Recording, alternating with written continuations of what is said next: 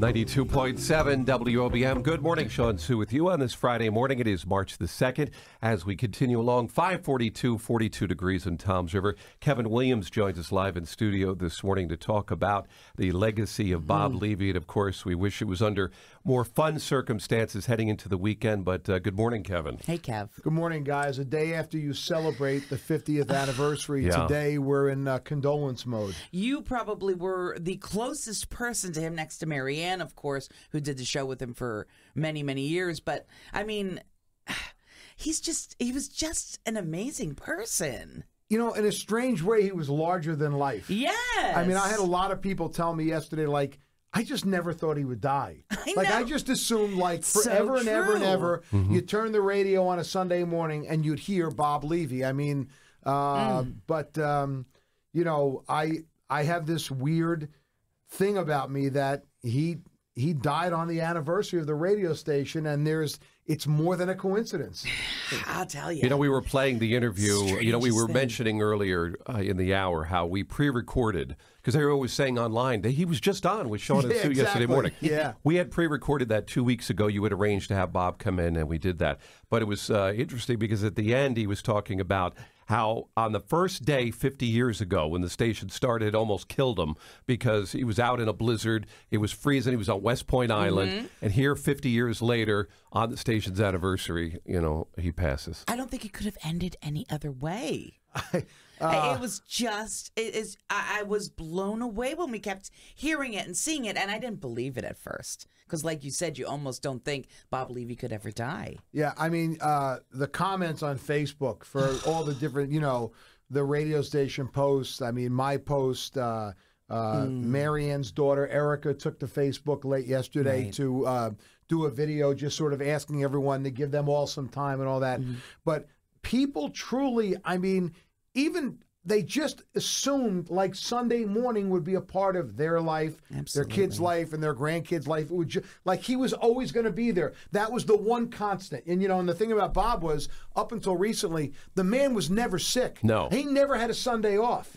I mean, he never, ever, I mean, like, you know, it was unbelievable. When you think about it, how many people are blessed in the sense that he got to do what he wanted to do basically up to the day he died almost. I couldn't agree more. I mean, he told you guys, you know, and he shared in interviews that, you know, he got the idea for doing this show from listening to Talk Show in Miami and telling the owners, I'm just as good as them. You know, and they put him on a whim 40 years ago, almost 40 years ago. So, I mean, you think about it, some people retire at 65, some, you know, at 70.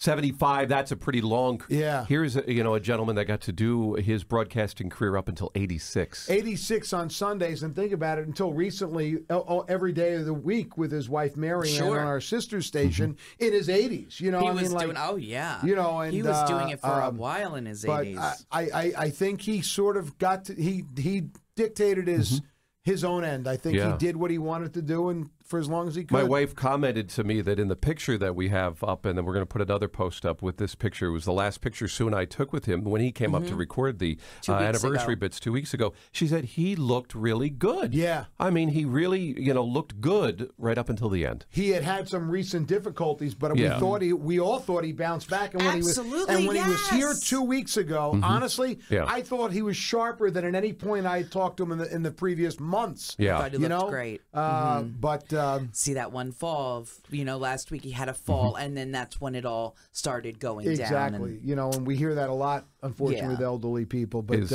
his last words to us, Sue, give me a lollipop and let me out of here. Yes! He wanted my lollipop, and right he wanted now a lollipop and said, no other let me out of here. Right now, I just want to give him I will one. say this, and I'm going to echo this a lot. What Bob would want is to people to smile when they think of him, more than anything. Yeah. You know, so... He was just, you know, I'm going to write some memories and just, tears, you know, though. some of the things that, you know, you think back, you know, over the time, you know, with Bob. And Kevin, you've been here the longest working with him. I mean, he was just an interesting individual and always had something to say about something. I think that would be an understatement. And even if it was nothing, his verbiage would word it in a way where you thought he just said something, even though he was basically telling you, I don't care. You know. And everybody in this building can do the Bob Levy voice. Absolutely. It's so funny to hear everybody. Yeah, see? All the guys guys especially. You all do the Bob Levy voice. Yeah. He is going to be sorely missed.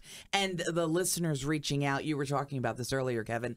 We thank you so much. And you know, somewhere in Bob's heart, he's very thankful too. And I think you should spread the message this morning. We don't know of any arrangements or anything at this time. Yeah. You know, I talked to Marianne last night, and, you know, they're going to plan things out. As soon as we know, we'll certainly share it with listeners. So Definitely. But it'll definitely be a day, you know, to remember Bob and to look back at his legacy. And he was here, as he mentioned, even before the station went on the air, working to lead up to the kickoff of March 1st. He said he began like in January of 68. Yeah. You know, they started doing some of the foundation work and everything. before the roof was on the building, he started working. Unbelievable. He said you couldn't even fit in the room that day when they went on the air. Yeah. And, but it's just going to be weird. You'll think you heard the chairs move down on the third floor because he'd always go here in this particular building to the third floor with his newspapers. Oh, Shawn, you're right. Always early. You'd hear the scratching of the chairs and you'd say, oh, that must be Bob getting downstairs with his coffee and his, what was the newspaper? It was the... he always had the Asbury Park Press and the New York Post. The Post, that was it. Every day,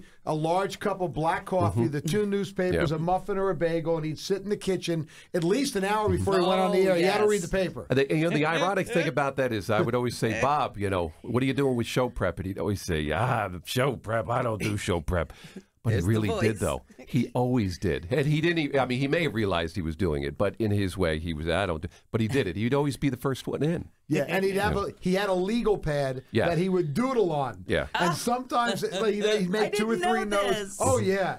He had great handwriting, by the way. I always admired it. He was a lefty. He had tremendous handwriting. But he would doodle. And sometimes he'd come out at the end of the morning and say, Bob, what'd you do today? And he would show you like 9 doodles. Oh, that's my morning. As we wrap up real quick, cool. Bob would always be fascinated with obituaries.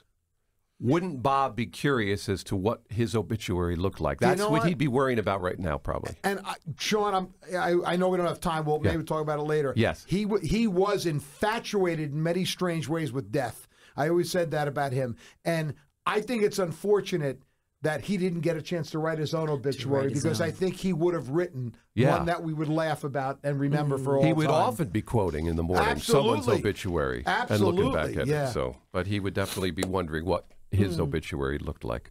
All right, we'll be back. Kevin will join us again a little bit later this morning to talk more memories of Bob Levy. We'll take a quick break. We'll come back, check traffic and weather next on WOBM.